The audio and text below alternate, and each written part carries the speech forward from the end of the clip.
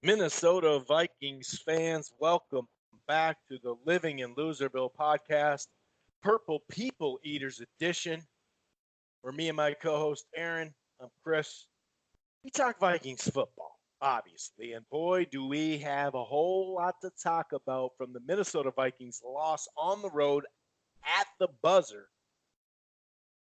Dude hit a freaking 50 some odd yard field goal. Man, I wish we had some of those in us. But anyway, wasn't the last one. I'm talking about the second to last one. But anyway, we are going to break down this road victory that was right in the grasp of our hands. We had it. Coulda, woulda, shoulda. But here's another road game, Kansas City and Green Bay earlier, that you just look. And like I said, the coulda, woulda, shouldas, that's great. But man, when you look at this one, we're 6-3 now.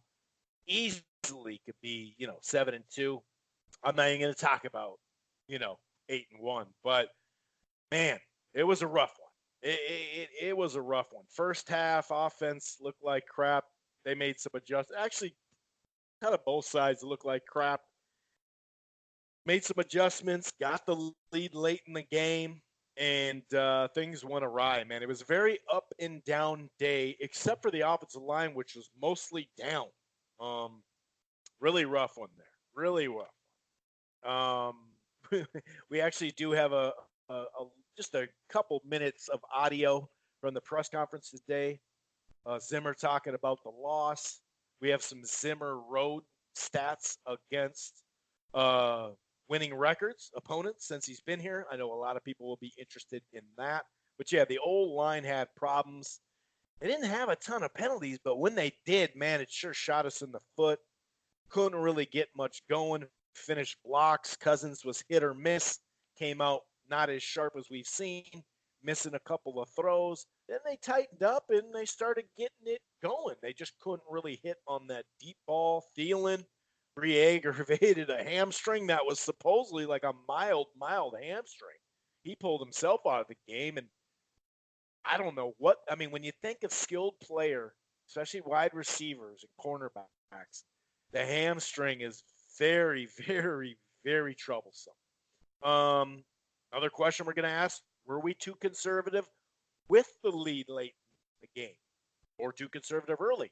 Were we trying to just chuck the ball around the yard too much and not establish the run? That's what Zimmer was saying at half. He came back and told the sideline reporter Pam, as we know her, said, "Hey, we need to run this ball. We need to stop pussyfooting around."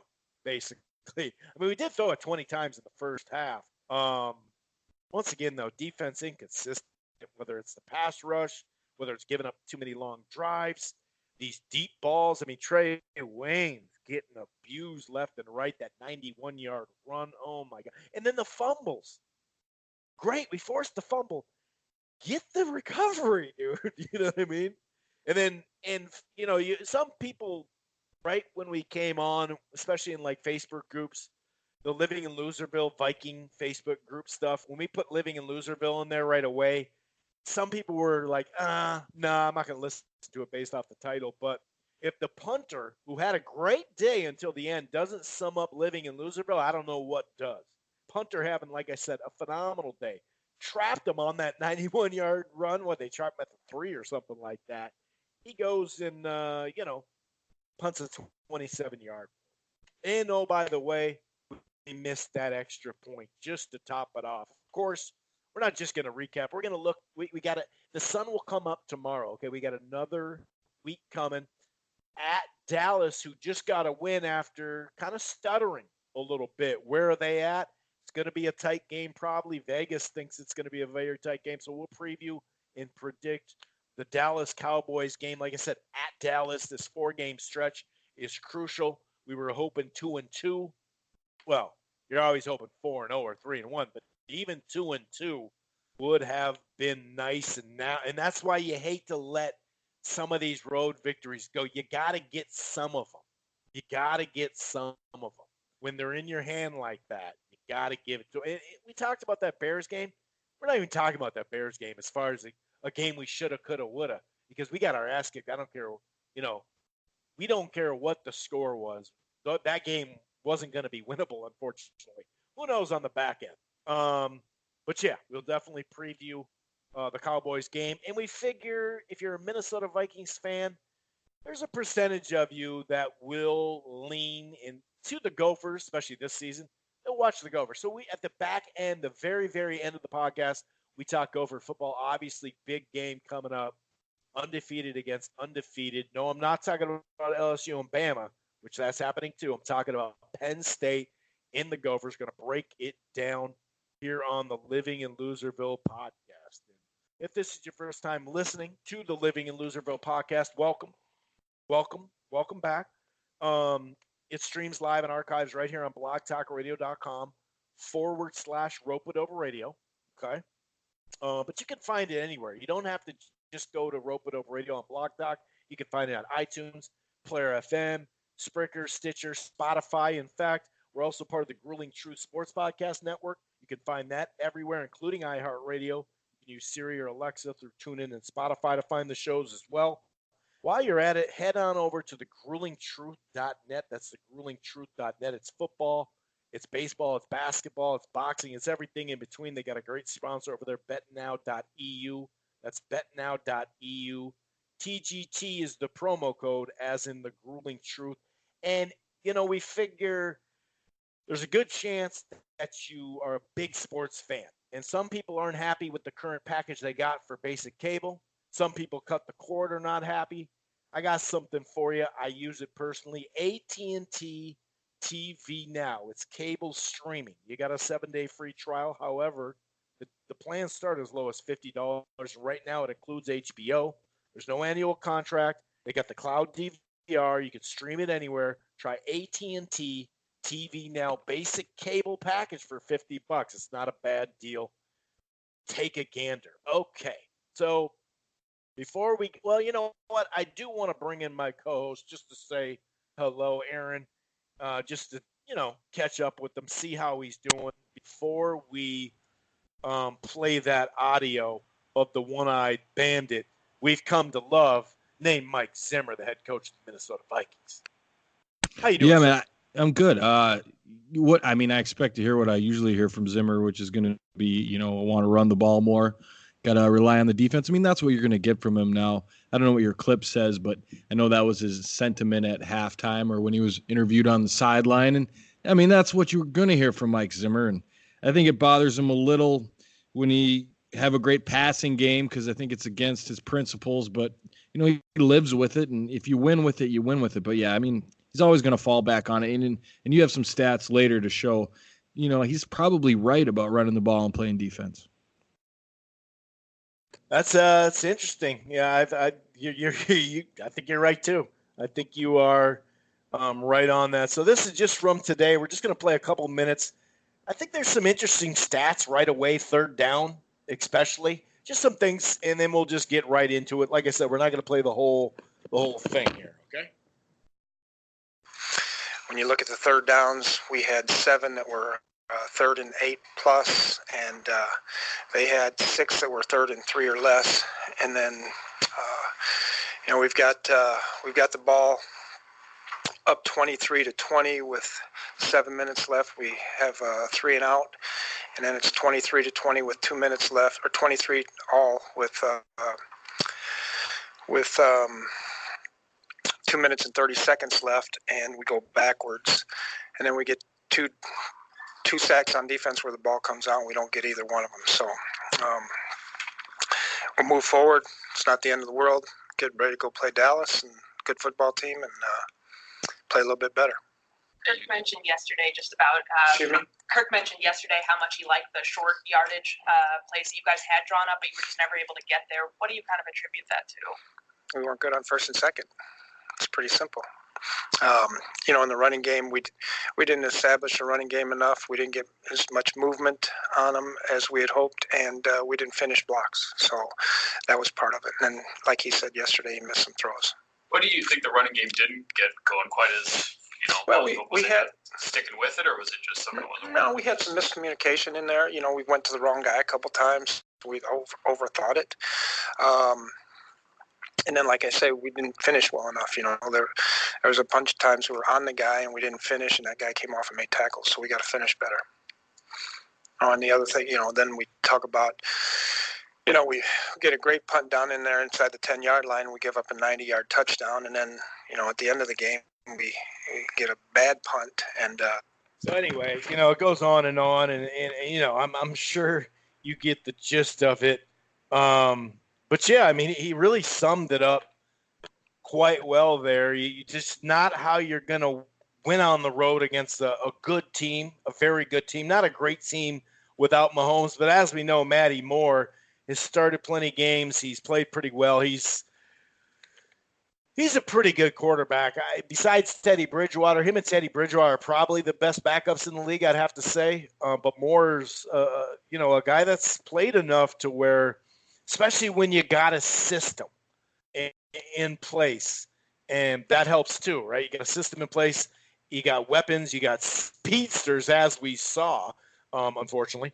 But yeah, it just kind of wraps it up. When you have 7 out of the 16 third down attempts being 3rd and 8 and plus, and we know that means 16 and 17 and whatnot, and then they turn around on 6 of 13 are 3rd and 3 and less, that tells you a lot, man. And that tells you a lot. Really sticks out to me is him bringing up people not finishing blocks. He brought that up 3 times in that little segment there. And, that goes back to the offensive line, and the offensive line that we praised pretty heavily last week on the show about improved running game, best back in the NFL, or at least leading rusher, combination of them being really successful. And it seemed to fall back a little bit this week. It's a little worrisome. Elflein is looking a little weak and at that side, and he had some problems with penalties the week before. So he's really struggling in there, and it's kind of having a toll on the line in general. And, maybe they just weren't motivated or something. They weren't finishing blocks, and that's important for the run game. And he actually kind of seemed like he was pretty pissed about it. That's kind of what he's like. He'll point something out in the back end of his sentence that lets you know exactly what he thinks about it. And he wasn't happy with the way the offensive line played after hearing that. No, not at all. And I won't take credit for it. You said it offline right before we started to go live here. And just your thought process of, did the offense kind of think, hey, man, they looked at the stats and thought, we're just going to be able to run the hell out of the ball. We'll be fine. It did kind of feel like that, and maybe that throughout the whole offense, and kind of piggybacking off your point of what Zimmer said with not finishing blocks and whatnot. And now that I think about it, there wasn't a lot of movement. There wasn't a lot of sending guys over here, 3 guys to go, to bring that whole line out there. And we've seen a lot of that. That way you could set up that play action to whip out the other angle, the other side of it. You may have hit it right on the nose. Maybe they just thought, hey, man, we're going to go there. And have you seen our offense the last 5 weeks? I don't think they're ready for it. Yeah, by the time they woke up, it seemed like it was too late. They really came out good in the second half and started making, some yardage, started to get the game under control. Looks like someone lit a fire under them at halftime, but it just wasn't enough in the end. Now, had they sustained that sort of effort in the first half, you had a chance to maybe get your own 90-yard run. I mean, you're looking at the worst rushing defense in the NFL, and you can't run well on first and second down, which was an issue last year, and is starting to raise its head again this year. Now, it's been one game. They've ran the ball well for most of the year, so let's hope they can get back to it. But something wasn't right. I'm going to chalk it up to the one egg for the season, and hope there's not more eggs. And then just to go on to further that point, just every Viking thing happened. You miss an extra point, you got a shank punt, and all these little things that add up to field position and problems later down the line. It just seemed like, it wasn't one of those games where everybody was on point. No, you're right. Can you hear me okay? I had a little static, and I adjust my mic, and it unplugged and plugged back in. Can you hear me okay? Just double check. Yeah, I hear you better than how the show started. You were a little bit staticky to begin with. Maybe my mic wasn't plugged in all the way, but yeah, you're right. I mean, you made a lot of good points, and we did, like I said, we slang it all over 20 times in the first half. It is kind of weird. 9 of 20, 100 yards, a touchdown. And it didn't seem like the offense, obviously the holes weren't being created at the time. The protection was weird. Cousins had a rough day against the blitz. He came into this game the number one rated guy against the blitz. He really struggled with that. Some of that's him misfiring. Some of that's just throwing the ball away. I mean, when you look at his completion percentage, as many as he missed, he definitely threw away some too. And that was really early. I think the first chunk of plays he missed. I know a lot of people, you could tell it off the first play with Thielen, and I actually thought Thielen should have caught that ball. I know it was behind him, but he had two hands on it. He didn't have to dive. Maybe that was in his head with his hamstring because he came right off the field. We'll get into that as well. And also not having Thielen for a second week now, we saw against the Redskins we weren't the offense that we thought we were. Even in that win, even controlling the pace and all that, it was still – we didn't put up many points. And, man, those hamstrings tend to linger, dude. I'm getting a little nervous on that one. But, yeah, in the first half, 4 3-and-outs. The defense, they forced some too. But, it was rough, dude. And 40-yard touchdown. I mean, Wayne's got beat. Harrison was late to the play as well, but Trey Wayne's either in position or getting beat was just getting, roughed up, abused all game. Now, they did respond to that. They featured Cook mostly on that drive. Even a first down play on a 3rd and 11 to Treadwell. What got into Treadwell at that point? There was a pass to Johnson. That got it to 7-7. Both teams kind of 3 and out. Then a 17-play drive. We talk about these long drives, bend but don't break. And sure, they gave up a field goal, so it was only 10-7. That is nice, especially on the road. But 17-play, 85 yards, 856 in the pros is just too many plays. You got to get off the field at some point, and that's with that pressure. Sometimes we're blitzing, sometimes we weren't. We started blitzing late in the game, especially in the second half, but especially in the fourth quarter, and it seemed to work well. You wonder, just to kind of pause right here at 10-7. Now we did, another back-to-back 3-and-outs on both sides, but then, with the game, we did tie the game up with a nice drive to close. Almost had a Diggs touchdown. Cousin just a little far on it. Diggs really tried to stretch out and whatnot, but I lost my point. I was about to ask you something. What was I just saying? I just lost my point because I looked down at something and these long drives, dude. Like, how many drives can we give away of 8 minutes and 7 minutes? And it's just too many of them that we've seen. And I don't know. Oh, that's what I was going to talk about too. The blitz. Were they just afraid to blitz too much because of that deep ball? Because we got hit. I mean, that's a deep ball system. We know about the deep ball here in Minnesota 2 weeks ago against Detroit. That summed up the game, the deep ball. They weren't going to give many deep balls. We took a couple shots, not that many compared to some of these other weeks. You could tell they're taking that away. But these long drives add up on the defense as far as wearing you down, Aaron. And then, like I said, the pressure was so inconsistent. Do you think they held back a little bit on the blitz because of that deep ball threat with Hill, even though they got us like 3 deep balls? I think you nailed it. You give up those. I mean, Hill's tough to stop. He's so fast. It's hard to, you got to get in better position. You can't let him take the top off. Those are all obvious statements to say, but, I was listening to Lieber a little bit, Ben Lieber on KFAN. Just had a little something to say about it, and he's really down on the secondary. And we talked about that a little bit last week. And he had some things about lineups and adjustments and some things that Rhodes and Waynes seemed to be a little out of sorts during this game, not knowing where to line up, not knowing what the game plan was. Rhodes in particular is who he pointed out. And it seemed to kind of be something that a trend, I guess you could call it, with the secondary. So I think, it kind of snowballed. You can't blitz because you've got Hill, who's faster than anybody you got, and he's taken the top off already of your defense, and he keeps gashing them. So then you make some adjustments. Now, boom, 90-yard run gets popped due to your adjustments, and it just kind of sets you off balance is what offense tries to do to a defense, and it worked for Kansas City. Andy Reid's beat us, and he's got a good record against Zimmer. I heard a stat about that. I'm not going to say it because I don't have it down, but he's awful successful against Mike Zimmer's defense, and both places in Cincinnati and here. So, it's kind of you kind of got off balance and you tried to adjust, and then they counterpunched, and, they just had the right counter all the time. In the end, they finally got Kelsey at the end of the game.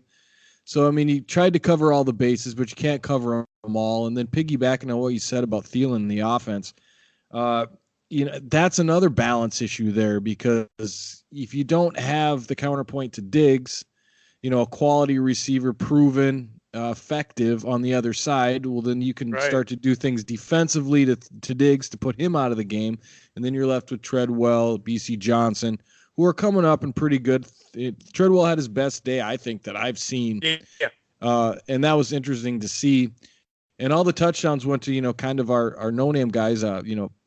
Abdullah got one. BC Johnson got one. Rudolph got one. He's not really a no-name guy. But so I think kind of everything offensively and defensively were just off balance that entire game. It's pretty obvious.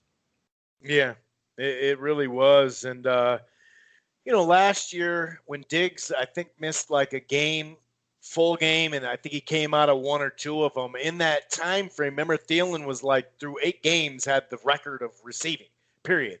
He ended up like the 4th best receiver of the year, stat-wise. So he was on a record pace, and then when Diggs went out, all of a sudden they could cover him up a little bit more, and it does seem like the opposite's effect. Now Diggs, 1 catch for 4 yards. You can take away the deep ball, okay. The only first down play he had is on the end around. So that was frustrating, no doubt about it. But then, 10-10, played a bad first half. You're in the game, obviously. I liked how they, drove down the field and tied it. But then Holden Hill recovered a Hughes forced fumble right on the kickoff. And you're thinking, okay, here we go. We go right down. Got a wide open Abdullah. Everybody was like, oh, Cook's not in the game? Okay, cool. Well, let's cover everybody else. Oh, you forgot about the wide open, Abdullah, like you mentioned, he scored, and the no-name kind of keeping with that trend. But it's 16-10. And why is it 16-10? We all know why. Because we live in Loserville and mix extra point. So you're like, okay, this is going to come back to burn us, just because they always come back to burn you. Got the ball back, had the lead 16-10, a penalty, 2 penalties. We weren't, even though the Vikings are like trying to lead the league in penalties for some odd reason this year, both offense and defense, and they're always timely. Well, we didn't have a ton of penalties this game.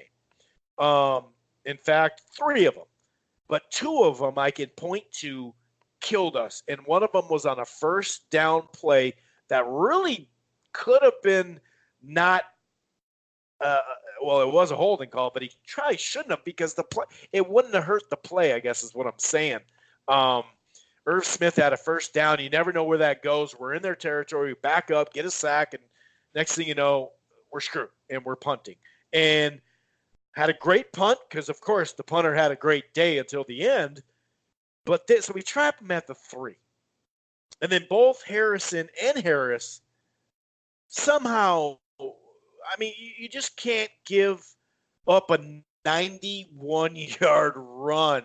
And that had to have the one-eyed Jack, one-eyed bandit head coach Mike Zimmer just pissed off. And, if that isn't – it's so bad that it was so long, right? It kind of reminds me of Tony Dorsett on Monday Night Football with the Vikes back in the day when we were kids. But right up the gut, too, Aaron. If that doesn't kill you, you're 16-10. You had the ball. Here we go. We can really start to put it on. Let's put it on them. Let's make them pass. Nope. They're going to run from their 3-yard. You're going to run from the 3. Am I right there? You're probably going to run from the 3.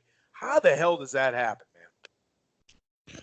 You're right. You are going to run from the 3, and that did kill them. That was ball game then. You don't see our defense give up those kind of runs. They just don't. And to watch that as an offense, to watch that as defense, and see that happen to you, it just doesn't happen to this defense in the last 5 years.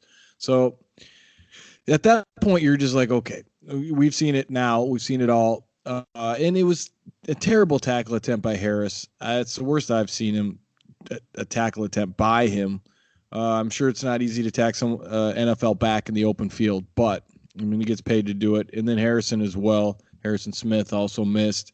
And then you get past the two safeties, you're gone. So I know it was well blocked, well called play, and it was really a backbreaker. I mean, you came back, you got ahead again, but just to get a gash like that, and Zimmer had smoke coming out of his ears, I bet, on that one, because I'm sure he was either he made a bad call and he's mad at himself, or he's mad at bad tackling or bad run fits or whatever it was that caused that play. It's just so rare to see that. You might see a guy get 10, 15 and get tackled, and that, that's usually ticks you off, but geez, to keep going 90 yards. I mean, can you remember another 90-yard run against this defense?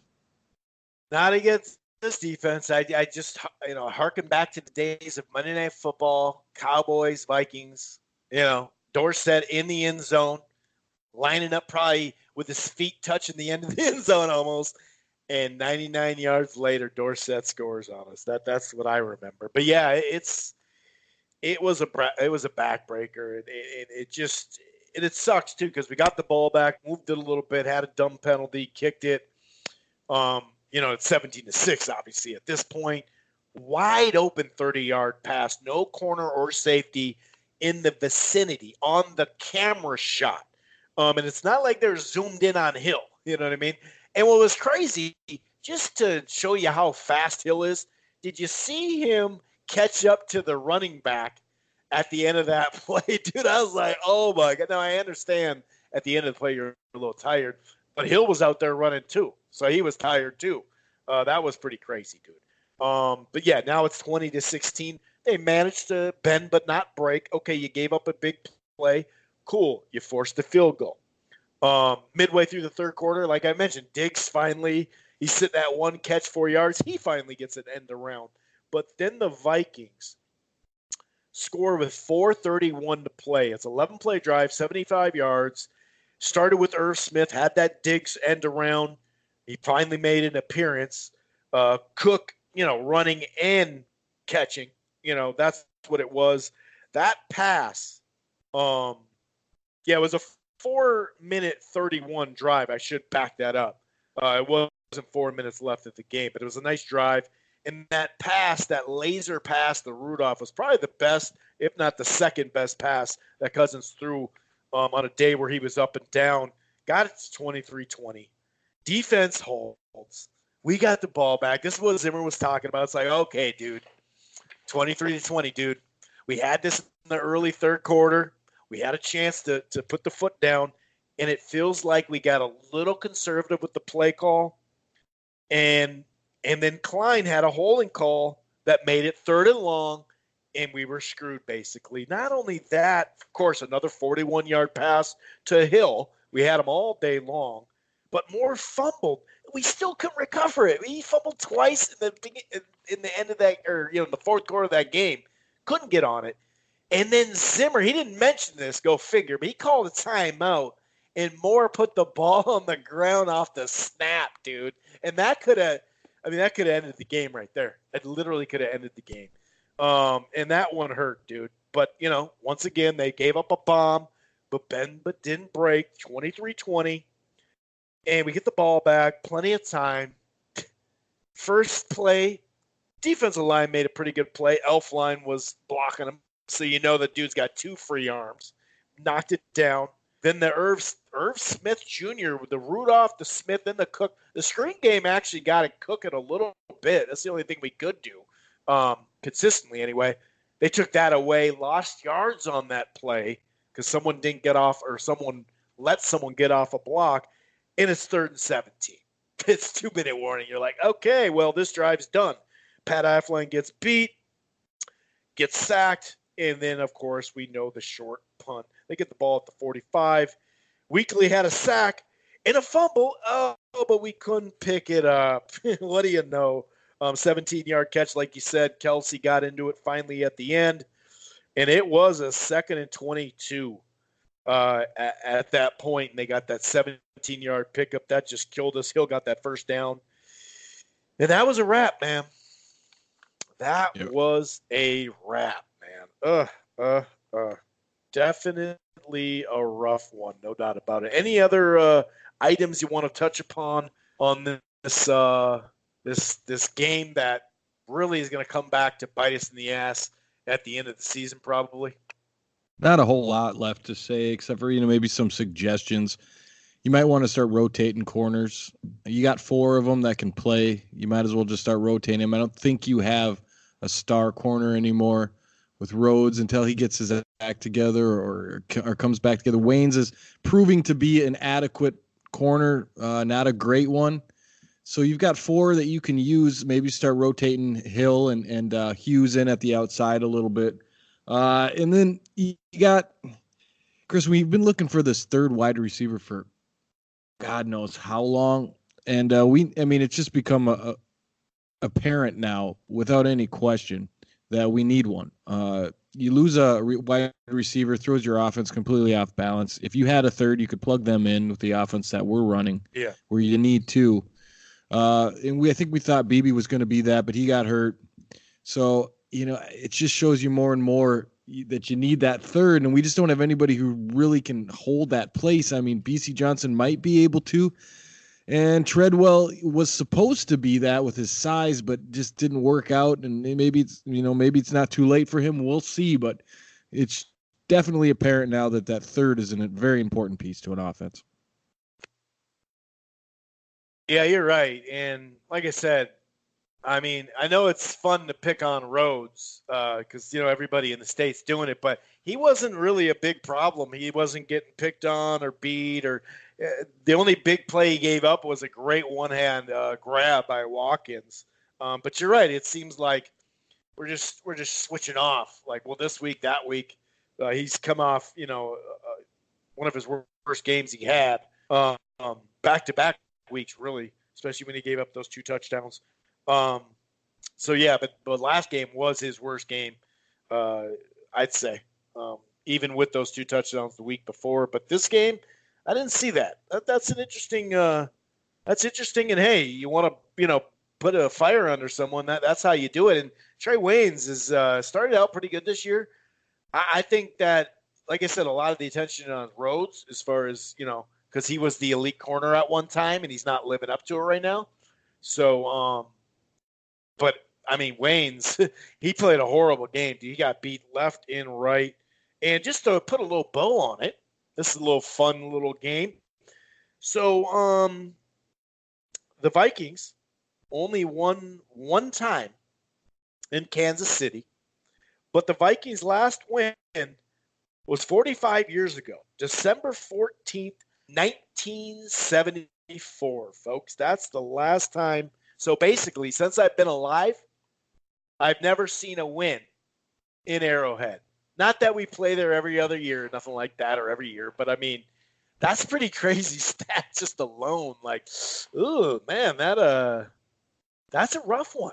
That's a rough one. But here we go as far as outdoor. The big thing when we were in the Metrodome, the outdoor games, right? We had a bad record against outdoor, and a lot of teams do. Even the ones that, play outdoor at home. They it's on the road, so you're not going to have a great record. But since 2016, and this includes that 13-3 year, just so people know, because we know that record or the schedule wasn't as tough that year. Since 2016, so we didn't really have any chances to do it. I'd say, maybe just one. I think Atlanta or something. The Vikings are now 0-12-1, and we know why that one is there. That Green Bay game last year, and this is an opponent with a winning record on the road too. So it adds a little bit more to it. Zimmer's defense allows 27 points per game on the road in these games, in these 13 games, 4.3 above what the expectations, right? Meaning, Vegas / what you're averaging per game given up. And then the offense is actually a little lower than 17 a game, which is about 4 below the expectations. And then if you add it up, the Vikings, this is going into this game because they were talking about how it'd be a shootout. And it wasn't exactly a shootout. 26-23 is a little higher scoring, but 10-10 at half doesn't really scream shootout. then it turned into that basically somewhat. But this is basically the 5 years, right? Going into this game. Okay, we're 2-2 in these games that I'm going to talk about. The Vikings are 9. Now they're 9-27-1, including 1-7-1 last season with Zimmer's first 5 years of coach, when allowing 20 points. Which in nowadays, ever since he took over, offenses have scored a lot more points nowadays. You could see it by the quarterback stuff, their numbers. It's just crazy. So 20 points isn't a whole lot, but it is 20-plus points, obviously. But they are 2-2 this year in those games. So talk about running the game and playing defense. So basically what I'm saying is, since he's been here, we don't have wins over quality teams on the road. So before you go back to blaming Cousins for this game, which a lot of people did, because it's easy, and, people will still point to that horrible pick in Green Bay, which cost us the game. Other things did, but it didn't matter right then and there. He should have not done that. But if this is a bad game for Cousins, we didn't talk about Cousins. The social media did, though. The Vikings group were on fire at that Cousins lost this game. And it's like, really, dude? So he had 3 touchdowns, no picks, didn't put the ball on the ground. If this is a stinker game for him, I like what I see out of him this year then, if this is a stinker game. But, yeah, man, it's we were talking about this stretch, this important stretch. And here we are. Well, before you get to that. Oh, yeah, go ahead. I thought Cousins played well enough to win. Like you said, 3 touchdowns, no interceptions, no fumbles. Ran the game fairly well. My problem was the infamous slide, and we didn't touch on that at all. You're aware of what I'm talking about, are you not? I was about to. Okay. I'm sorry. Well, yeah. Well, I'll let you go. Right. Go ahead. I didn't know you were working up to it. I mean, that would be my only real complaint, when I was just like, what the hell? And I think he also felt that way. I think he had a brain fart on his part. Pardon the rhyme. But it had to have been, it's tough to watch because you're like, Jesus, another stat man. But yeah, go ahead and say what you're going to say. I just wanted to point that out. I thought we were going to go over it, but no, you got something to say. No, that I was going to add that on to it. Just at the end, that's exactly what I was going to say. The one thing that stood out was that exact thing. It's such a Cousins thing to do. It is. It really is. Where you just like, are you juggling a lot of stuff in your mind right now? What's going on, buddy? What's going on with you, bud? Now, you had a stat, or no, you were talking to a guy at the bar who was talking about every 4th game. You should talk about that. Well, I talked about it last week, and that was part of my prediction. Yeah, that's part of my prediction. Right. Every 4th game. Now, this is a Michigan State fan, okay?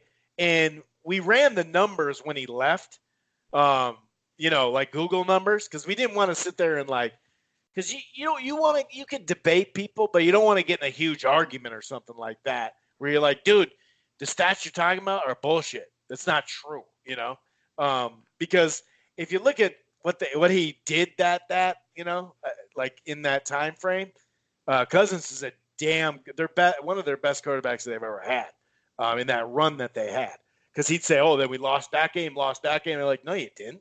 Yeah, we lost that game. Then the next year we lost that and that and that. And it's like, and then when he left, we looked it up and we're like, see what I mean, dude? What are you talking about? Not only that, but one of his horror games, or the next year, it's because he's missing a 1,600-yard rushing, guy, that type of thing. But his theory, and it's holding true as a Viking. We can't really account for the Redskins, but we know what we see here. And every 4th game, he just has a Cousins game where you're just like, what's going on, dude? What is going on? And that's I don't think he had that game, but he sure managed to say, hey, I didn't have that game, but here's one. I didn't turn the ball over, but I'll throw this first down to kill a drive when we had a first down. That's just Cousins in a nutshell, dude. Right. Well, that stuck out in my head all week, and I'm going to disagree with you. I think he had a Cousins game. I think he had some really bad throws that you hadn't seen for the previous 3 weeks. I think he had the infamous slide. The Cousins game, though, involves turnovers, Aaron. and just Yeah, it a bunch can. of shitty, because a turnover will turn you over and give the field position. Sure. Whereas Well, yeah, I can't but- call this a shitty Cousins game. I can't No, I'm call not it calling a it a Cousins game. shitty Cousins game. Okay, Well, if you that's called what it a Cousins game. Okay. So that means it's a shitty Cousins game. Not necessarily. Because I wasn't, you went with the shitty Cousins game. I was just going with the every fourth kind of clunker game. I didn't realize you were talking about a shitty game. Well, what is You a know? clunker? A clunker game's like game. missed throws, a brain fart on the slide, not necessarily paying up to par. I don't necessarily think you have to throw turnovers and have fumbles to have a crappy game. Now, I'm not saying he had a crappy game, and that's the point of this. I'm just saying he made those mental errors that you see appears to be every 4 games. And now, I'm seeing it because, that's been in my head all week about the every 4 games because I was trying to say, is it really every 4? Could it be every 4? Blah, blah, blah, down the line in that train of thought. But if you're going to say, I guess what if you're threw going to me say, off is you said he had a pretty good game, good enough to win. So that doesn't. I thought he did have a good enough Cousins. game. Well, that doesn't surprise a clunker. Then that was my point. That's not a clunker. So if I think we're good enough to win. We're misunderstanding each other. So what I'm saying is that every 4 games he has mental errors. He does things like that. I'm not saying he's going to throw a bunch of picks, which is I didn't realize that's what that guy was talking about at the bar. Well, I thought we were he's on going the to throw a same bunch of page. picks. I thought we were on the same page because we've seen Cousins have these games. Because we even talked about it last week too, where it's 2 fumbles on the ground and 2 picks, or just like, dude, you can't do that to your team. I don't care if it's pressure or not. Take the sack. You know what I mean? Right. So that's what I meant by every 4 games is he has a game where he's going to probably lose the game for you. I guess that's what his theory was, and it's holding true so far. I'd say, but I don't call that a clunker, to be honest with you. That game, I don't. I agree with you as far as he played good enough to win. I think it's just a matter of degrees that we're talking about here. You're talking about absolute like meltdown. I'm just talking about an off game, basically. Well, that's the thing. If every 4th game, like if you were pretty shitty quarterback, you probably wouldn't have been a starter anymore. You know what I mean? Like kind of halfway shitty. So yeah, like you said, it was just a difference of what we thought. But yeah, from here on, a Cousins game means let's define garbage ass game. Right. He missed some in the flat, no doubt about it. He wasn't accurate, but he also threw the ball away probably a good 4 times as well. So right. You can look at that 50% thing and go, huh? Yeah, I hear that. He wasn't sharp, but I just don't think he did what Cousins tends to do. And it's I was about to start quoting some of the games from last year and be no, this you is don't need to do that. No, no, like the Buffalo game. What I was thinking, we'll move on after this, was that so the previous 3 games he's played really, really well, right? So in relation to those 3 games, this was kind of not a great game. Does that make sense? It's not as bad as it could have been. Trust me. But I know exactly what you're talking about. Exactly what you're talking about. We're on the same page. And it seems to fit that pattern. And so that's why it stuck out in my head as I don't know if I was like looking for it while I was watching the game. I don't know. For some reason, man, that stat stuck out in my head because it sort of made sense to me. Like every 4 games sort of seemed right to me. Well, it could be every 5th game on this one because you never know. We got a week coming up. We got to go on the road. So let's not. He could have a horrible game this next week. You never know. Maybe just the offensive confidence from those 4 games. He said 3 games. It was 4 games too in a row. He won October. That's a Minnesota thing to say, right? Yeah, man. It's kind of like Thanksgiving. Those Dallas games, remember when you had like Carter and Randy Moss and Robert Smith all holding the big turkey bones? Like, yeah, dude, this is our Super Bowl, but it doesn't matter because it's all coming down to the end.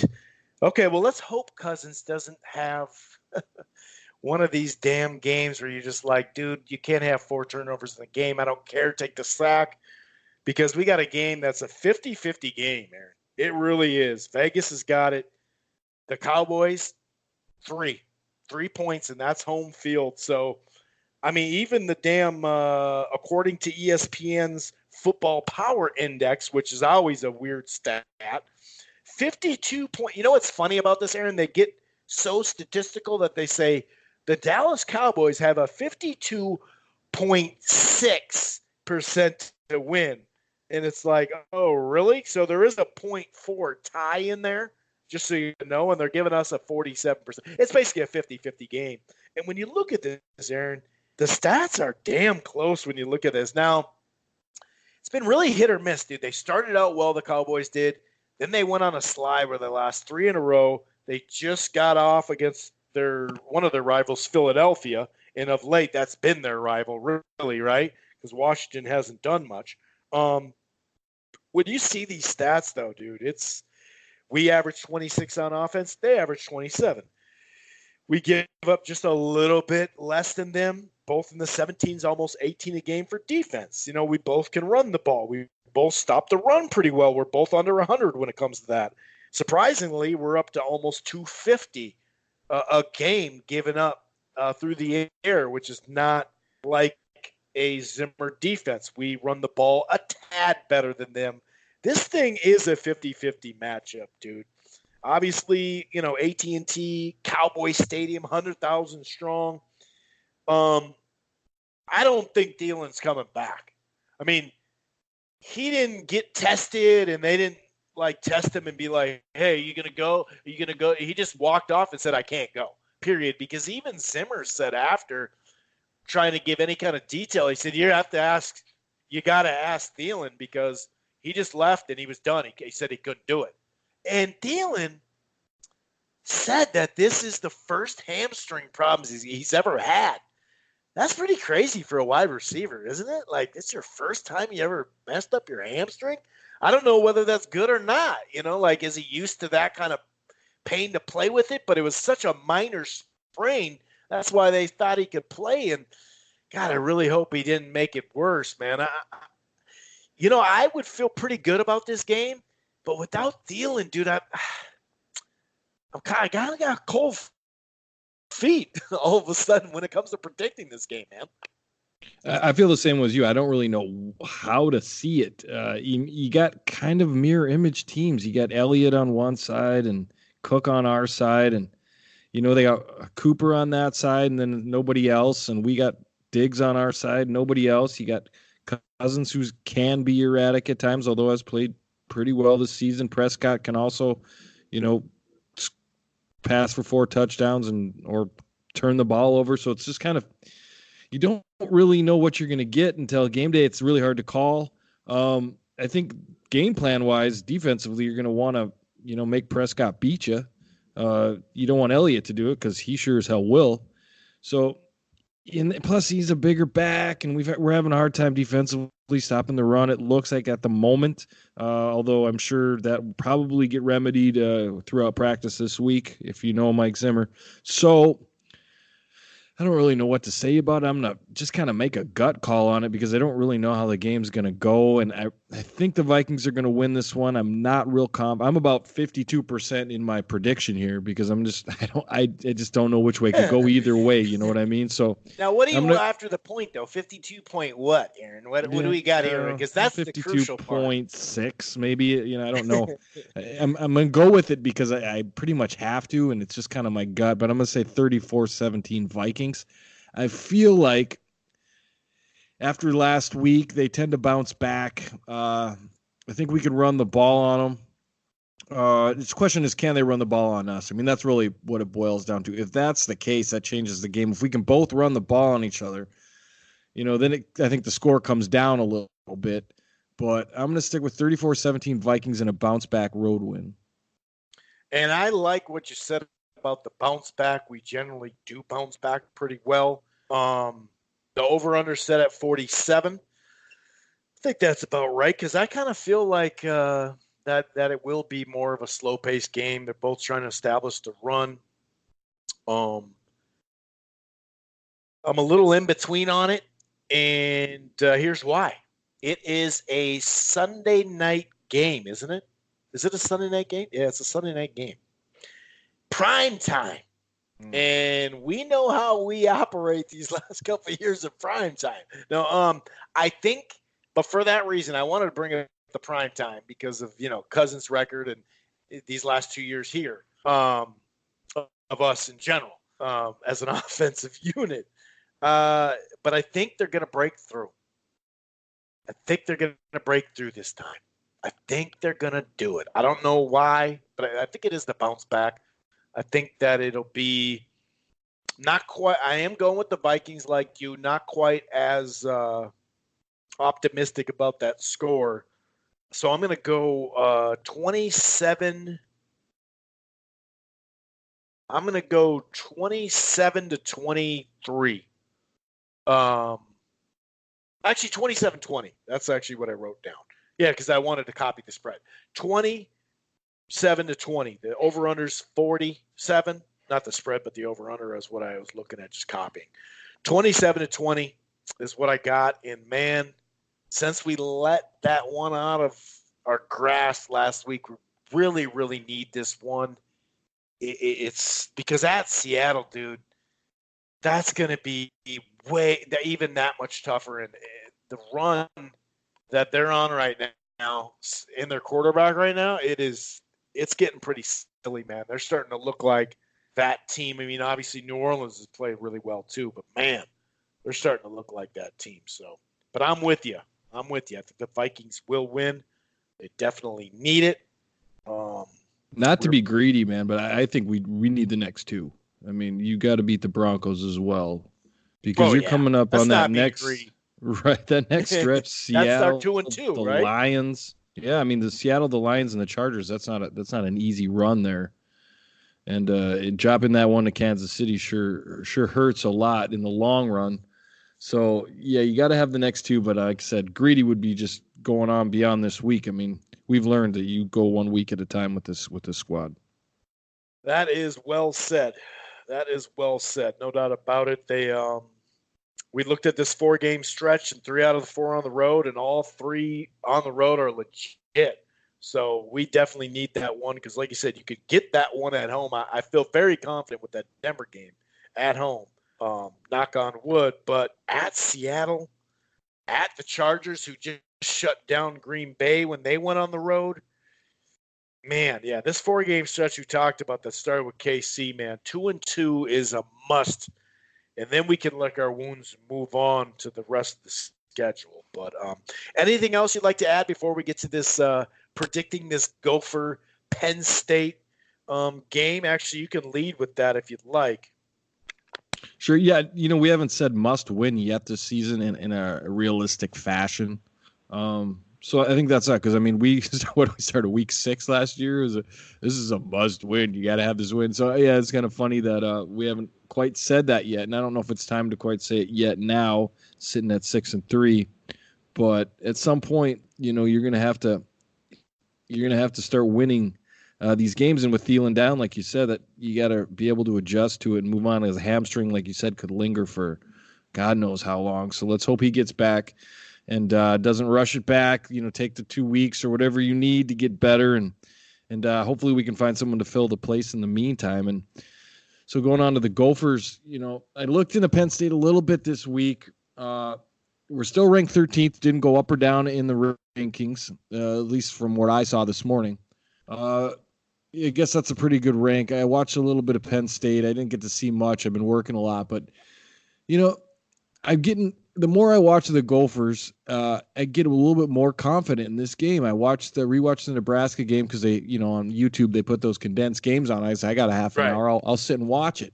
And I was looking for certain things, like confidence, how well the defensive line playing, because I really think that's the key to this game, and I'm sure we'll get into it later. Defensively, how can we combat what they do? They kind of remind me of what Purdue was at its best with a really good kind of scat back type of guy, and then pretty average. They got a good running back, but other than that, it seems like they're kind of in that vein. They just do what they do really, really well. And so, I'll let you get on with your a little bit before I get too in depth about it, but it's really exciting, man. I'm really a lot more confident, which is odd because in general I get less confident in the Gophers as I look into it, but I think I'm getting more confident as this game draws nearer.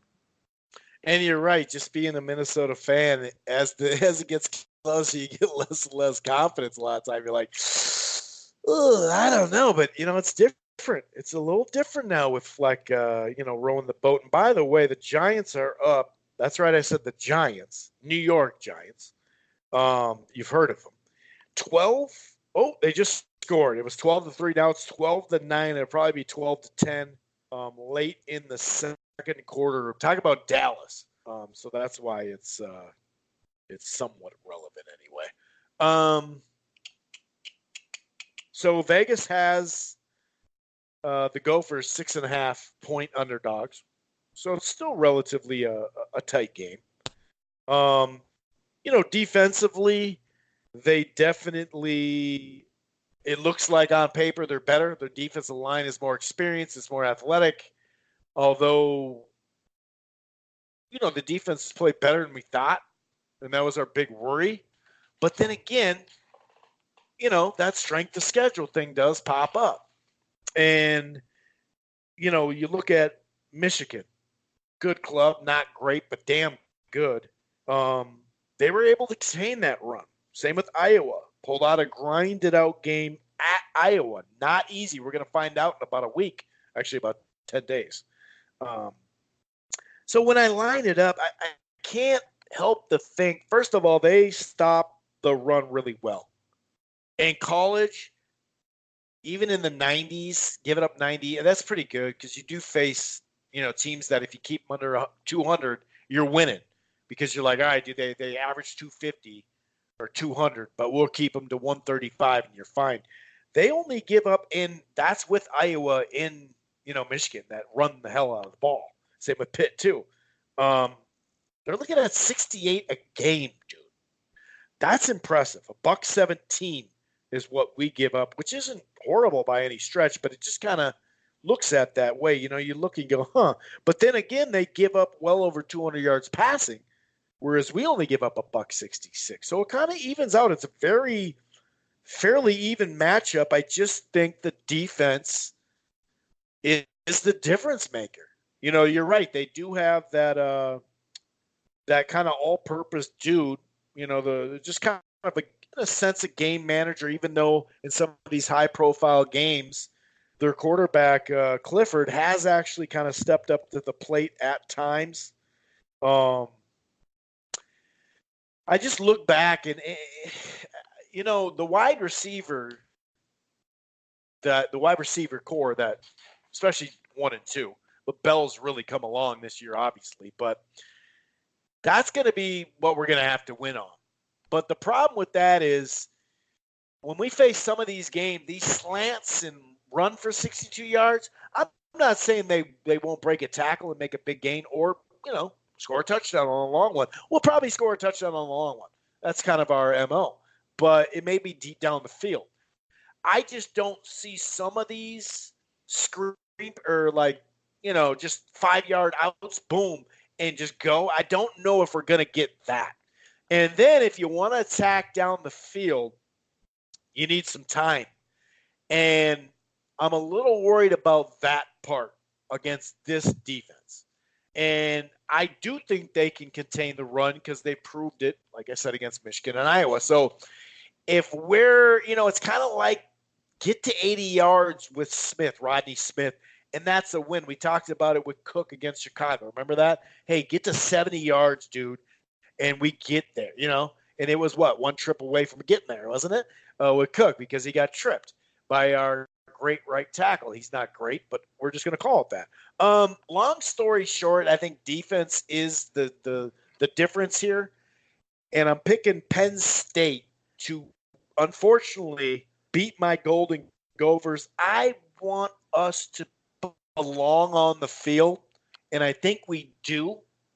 And that's really what I hope is present and obvious to see when we play this game. And here's a little example. Back in, 2014 against Ohio State. Yeah, they beat us, but we stayed with it. We grinded. We scored with them. We scored with, we really showed our worth.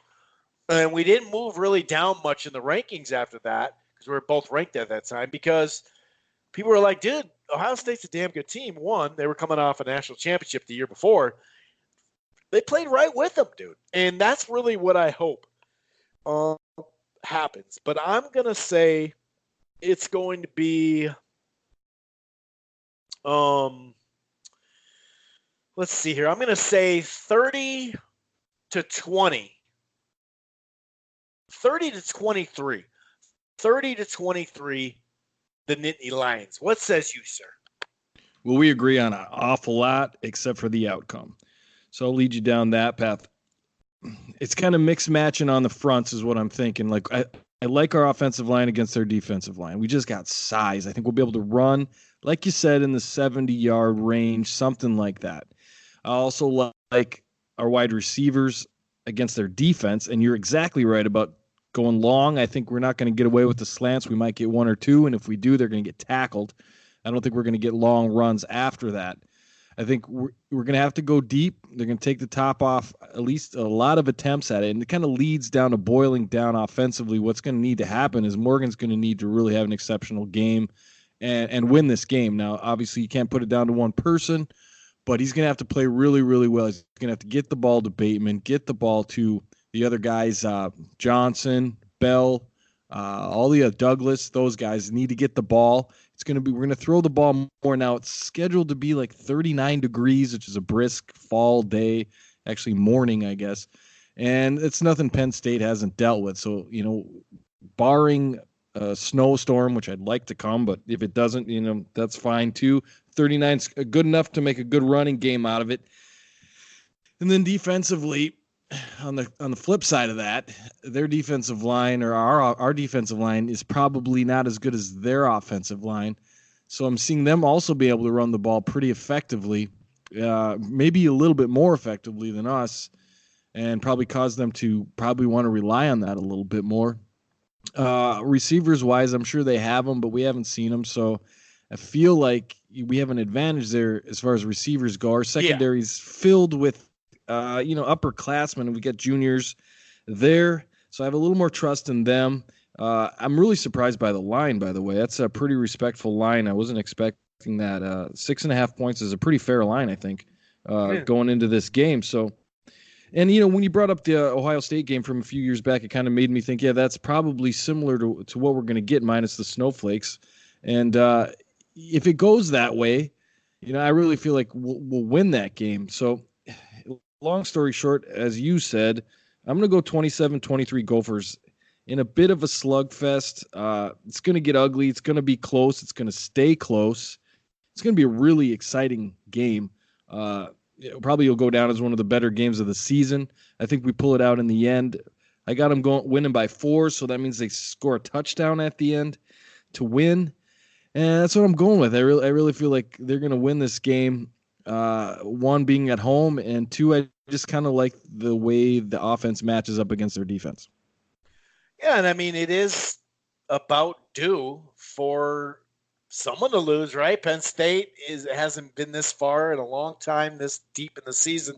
We know it's been since 1941 for us, but I have 35 in cloudy that day. And like you said, 11 a.m. is not going to be the hottest point now. By 2-3, maybe it will, but still, that's a high of 25, meaning it could be 22. And if it's overcast, the sun's not out. Okay, well, if the sun's not out, generally, not all the time, but the wind may be out because hence the cloud coverage, right? So, wonder if we get a little windy day. Wonder if, maybe we don't want a windy day, actually, because we want to pass. So maybe we don't want a windy day. Maybe we just want a nice, brisk 20 degrees. And just go from there. I just my thing is protection. We both agree we're going to pass more, and we're going to have to at least do the mid to deeper passes, but that's 5 and 7 step drops. And I just see something, the pocket, not just pocket presence, because Morgan's had a hell of a year. It's really hard to rip him, but there are some spots because we haven't played a ranked team this year where you go, yeah, we got away with that one, didn't we? Ooh, we got away with it, and I'm just wondering if this is the one where he gets stacked, it's strip and scoop like we did against other teams, but this is a higher level team. And I just don't know if we can get that 7-step drop. If we can't, like if we can't do that, I think the play action is obviously how we'd set that up. But if the play action isn't fooling them, that's my worry is protection. I guess that's my biggest thing, man. But man, hey, this is gonna be a good game, dude. I really think it's gonna be a good game. Well, let's say it goes my ahead. way, and let's say we pull off I the hope it win. does. And yeah, I hope it does too. But let's say we pull off the win by however many points. Talk radio's just been going crazy today with all this flex speculation. So I thought maybe we spend a minute on it. I don't think he's going anywhere. I don't think it's smart for him to go anywhere. I think that you stay at least another year. And I don't want to get too deep into it because I just don't think there's much behind it. I think he really does like it here. I don't know what you could get at a different program as far as facilities that are as new and as up to date as what you have here. You might get some warmer weather, but there goes the character. You can go. And the teams that are needing coaches, it just doesn't seem to be a good fit to me. Now, that's all in my gut. I think I heard Florida State brought up. I heard USC possibly brought up. And that just doesn't seem like a good fit for row the boat. But, stranger things have happened. I just maybe your quick opinion on I don't want to say whether he stays or whether he goes, but even if that's even a question to even ask at this point, although it has been all over the radio today. It's definitely a question to ask because if you follow college sports, especially college football in general, I mean, Nick Saban said he's not leaving. He literally said he's not leaving, and then the day later he left. He left LSU straight the fuck up. Went to Miami, the Dolphins, tried his hand at the program after winning a national championship. Won a Big Ten championship, I think, 99 with Michigan State.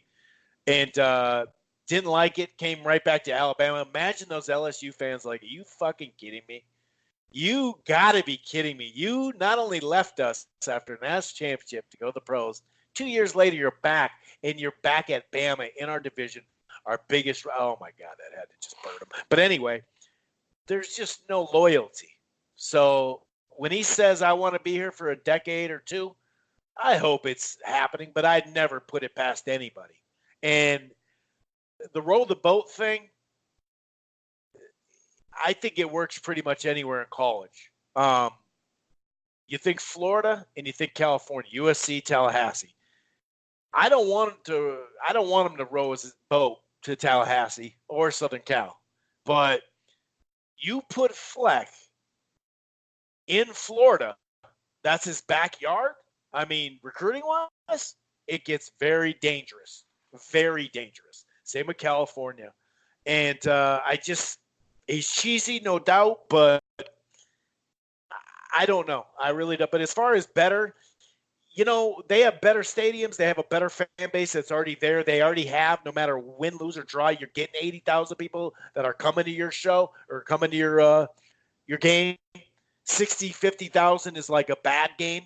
It's installed. It's not they have, like ours is updated, but they redo them. They renovate. Like we're just caught up to the rest of the top tier teams. That's all our facilities do.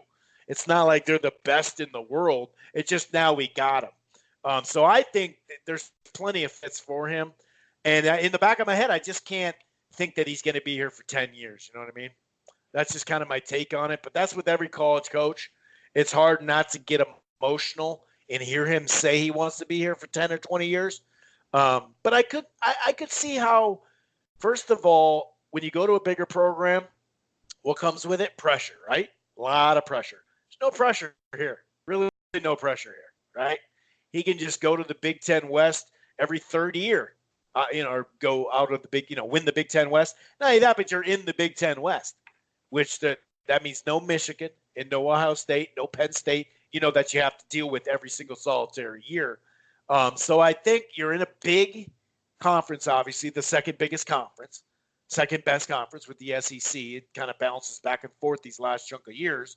And so I could see a spot where he's like, dude, unless it's like if Saban named him as my guy that takes over when I retire, okay. But it'd be, he definitely, this is a good spot for him.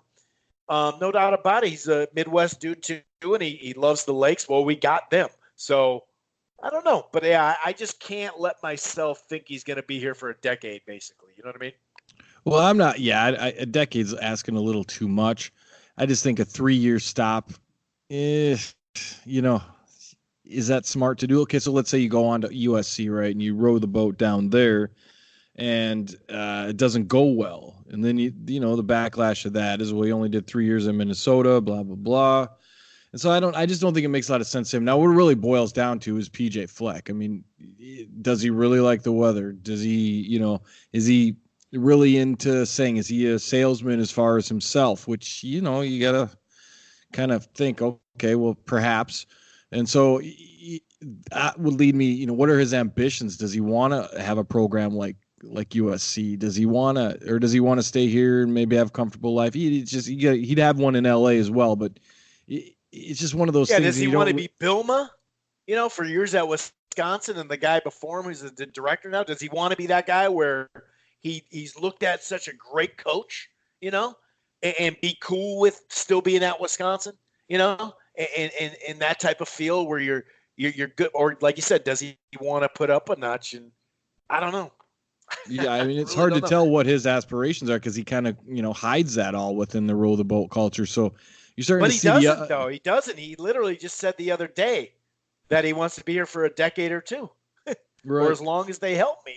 But is that just coach talk, or is that really him? I don't know. I think wherever he goes, he's going to have success, though. So I don't think he'll fail in USC or Florida State.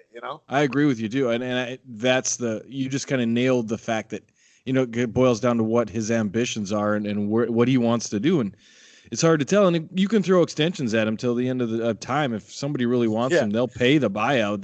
They don't, that's not a big deal to anybody. So, they're going to probably throw an extension at him at some point this season, and it's not really going to matter all that much. And then you say, well, what about his recruiting class? Well, he'll just take them wherever he goes. So, yeah, I mean, a decade's obviously not what I was talking about, but I feel like you got to do 4 years at least. But stranger things have happened. Yeah, I mean, nowadays, you don't really have to do that. But you're right. That's a good question right now. With that is a good detail though that you added to the question, in that you're kind of, talking about that third year. Like after 3 years, are you going to dip so quick, potentially, or do you have a great year and then some so-so years, then a great year, and then you got to look at, well, when is that job going to pop open? So maybe this is the best time to do it because there are some jobs. I don't know. It's interesting, very interesting.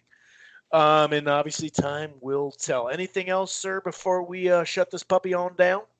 No, man. I think we covered a lot. All righty. Yes, indeed, we did. Well, thanks for joining us for another episode of the Living in Loserville podcast. Of course, with the emphasis on the Purple People Eaters. Enjoy.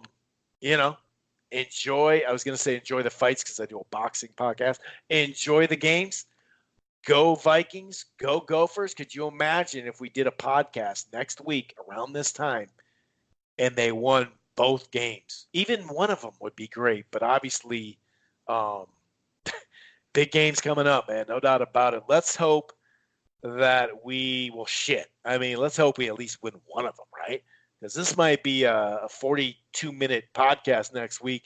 And just, you ready to rant? I'm ready to rant. Let's get the hell out of here. No, all right, you guys take it easy. Thanks for all the listeners. We appreciate it. And like I said, we'll be back next week. Peace.